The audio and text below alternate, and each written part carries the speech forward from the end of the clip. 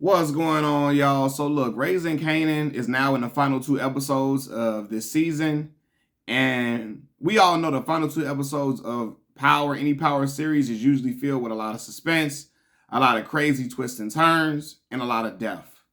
Unfortunately, Marvin Thomas, I believe, will be the first to go out of the out of the family. I don't know if it'll happen in this season, but I believe at some point he will be gone, and he will be the first to go. Why do I say that? Marvin is the most morally sound individual on the show. Now I know he's still selling drugs and killing people, right? But he's the most morally sound individual out of all of the family members. And it seems like whenever a person on power is turning a new leaf and it be starting to become a good individual, something probably gonna happen to them. And I'm looking at all the stuff that's going on around Marvin. He got Gerald he's trying to take care of and get off drugs and help him with his children. Gerald out here working with the police. You see Gerald sitting in the car with the feds. Like, I knew Gerald was gonna go the wrong way when he started wanting to write a story on Jukebox. And usually guys with journalistic backgrounds want to take deep dives into the person that they're writing about. They want to take deep dives into their life. And then he started talking about he wanted to discuss or write about Juke's family being connected to the studio that Crown Camacho owned. And I'm like, okay, now you treading in deep waters because Marvin got pissed off. He don't want to be pissed at Gerald. Marvin don't want to do nothing to Gerald, but he will if he has to. And unfortunately, right now, Gerald is prying because he's working with the police. And then I remember when the white dude rolled up on Marvin and Gerald in the park, and he started talking about how, oh, I know you, Marvin. I know you. You were with Tony Deep, and you were, messing with Tony Deep. And then Gerald is trying to pry about who Tony Deep is. I said, oh yeah, he's starting to get too close to certain stuff, and at some point, he gonna turn against Marvin, especially because he's a drug addict. And if he don't kick that habit, all they gotta do is offer him some drugs or put him in a bind in a situation. He gonna do that. He gonna get Marvin up out of there in order to save himself in any type of way. And it's gonna hurt and Marvin gonna have to get him up out of there. Marvin really, really likes him and his children, but he gonna have to get him up out the way. And unfortunately, I see that happening, right? I'm gonna say this too. I think that with Rock being at war with Snap and Pops, you know what I mean? Her being at war with them, they're gonna retaliate against the Thomas family at some point. And I think that Snap and Pops or Ronnie is going to eventually end up doing something to Marvin Thomas. Marvin gonna get in the way. He gonna try to help his sister and protect his sister, and something gonna happen to Marvin. And unfortunately, I do believe that's gonna make Kanan turn against whoever does something to Marvin. But I believe it's gonna come from Snap, Pops, or Ronnie. I believe that's where it's gonna come from.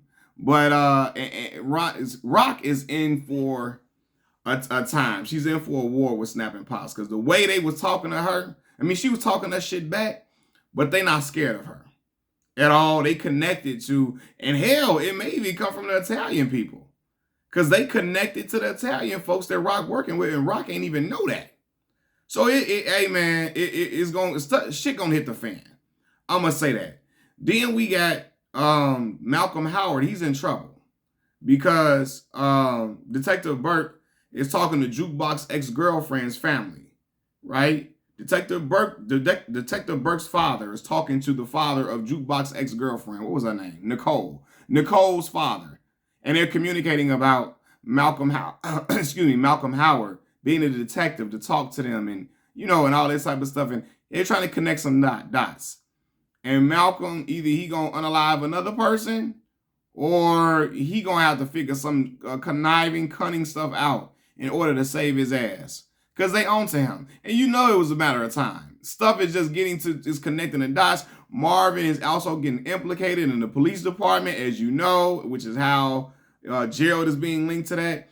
They trying to connect some dots, and Malcolm has had a time trying to juggle everything and keep everything away from the police. And at some point, it's going to catch up to him. What else I want to talk about? Crystal. The former lead singer of the group, what they group called Butter or something like that. What they group called, The former lead singer of Jukebox's group. Now, Kanan is messing around with Crystal, but Crystal then tried to get Jukebox jumped on. Jukebox still came out on top. Now, is Kanan gonna give a fuck that something happened to, to his cousin? Usually he does. I don't know if he gonna try to do something to Crystal if he finds out, or I don't think Jukebox gonna even tell Kanan because she's so pissed with him. Well, maybe she is because she's seen him posted up kissing all on Crystal. Maybe she gonna tell him, and I don't know what's that gonna mean. Kanan might not do nothing to that girl. He might just drop her or whatever, but who knows? You know, it's something interesting to look out for. Rock unalived Juliana. Y'all, I ain't gonna lie. As cold-hearted as it seemed, I was waiting on Juliana to get her turn. She was talking too crazy for a long time, acting like she was a queen pin mafia boss for all her life. When we first met her, she was meek and mild and getting beat on by her husband. And her character turn was crazy. You go from getting beat on, now you just Griselda Blanco. After you went from getting beat on, now you top boss. You feel me? And her kissing on Ronnie was just weird as hell. Ronnie looked like he looks like he's asexual. Like he don't want any type of sexual contact with a woman at all or with anybody at all. He just live a life as a robot. Walking around, taking turn, walking like the goddamn Undertaker, popping out of the dark shadows. The brother like he ain't welcoming to much affection at all. And so I was like, yo, what the hell? But anyway, yeah, Juliana had that coming for a while. She been talking to Rock crazy for a long time, giving out threats, acting like she been running the streets and running the game for a while. And so when Rock got her up out of there, it was no surprise. But yeah, she had it coming for a while just off of how she was acting. But like I said, for her to make that turn, she got her Carol. You remember on anybody that watched The Walking Dead? Carol started out as an abused woman who was meek and mild, who really never spoke up for herself. Then she turned into she was just killing she killing all the zombies. She wasn't scared of shit. So I'm like, yo, man, when did Juliana go through her Carol arc? Because when did she go through this? Because she flipped the switch after her husband was died. I don't know if she gained the courage, but now she want to be all into her cousin's drug operation. And I'm like, yo, what? It just seemed, it didn't really, I'm like, yo, this is crazy. But, yeah, man. Then I want to talk about Rock and the mama. Rock, Marvin, and Lulu's mama is horrible. Hey, she terrible. Like, I know she wasn't shit as a mama when you see how she make toast. She can't even make toast good. Her toast looked like 2 burnt pieces of charcoal. So I know you wasn't there for your kids. I know you wasn't doing nothing for your children. Because look, you can't even make toast well. You know what I mean? She always begging for money. She want money to look after her son who's going through an addiction problem with alcohol. Yeah, man, it's getting too shaky, man. But I'm looking at all the stuff that's happening right now. It's gonna be some deaths across the board somewhere, somehow, and it's gonna get real ugly pretty soon. Now, again, I don't know what Kanan gonna get into, but now, if Kanan wasn't her son, she would have killed Kanan by now. Rock would have. Now he's in a situation where he's messing with folks who are up against his mama. And yeah, he pissed off at his mama, but I don't think that boy want his mama dead at all. He let them talk about his mama for the meantime, but he don't want them to do nothing to his mama. And I think at some point, if he finds out Snap and Pops are trying to kill her, I don't know. I think Dad is going to have a factor where Kanan might try to unalive them himself. Well, I said either if they kill Marvin, or maybe if they find out they're really trying to kill Rock, it might flip a switch in him to make him want to get something done to them.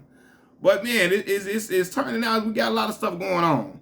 Whole lot of shit going on, a lot of loose ends to be tied up. And we want to just see how this is going to play out.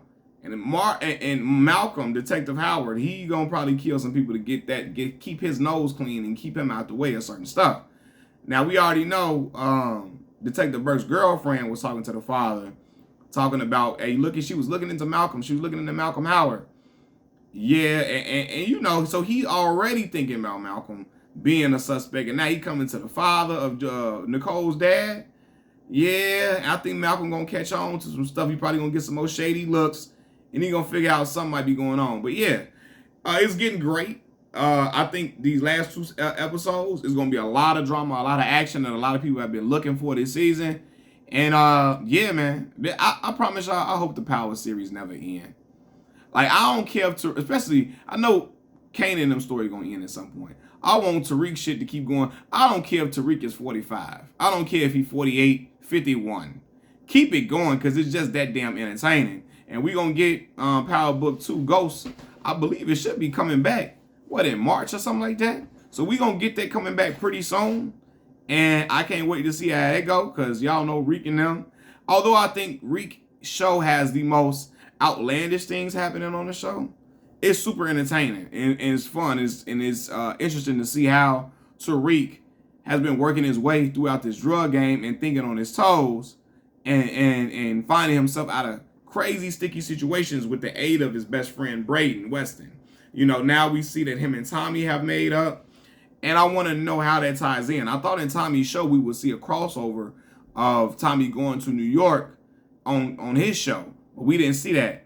So now I'm wondering where the crossover will happen, if Tommy's going to come back in this upcoming season, what's going to go down, right? I'm interested to see it, but yeah, raising Kanan, it's some stuff that's going to go down, y'all. What y'all think going to happen? Y'all think I'm wrong about my predictions? How do y'all think this is going to play out? Machiavelli Mills TV, I'm out. Peace.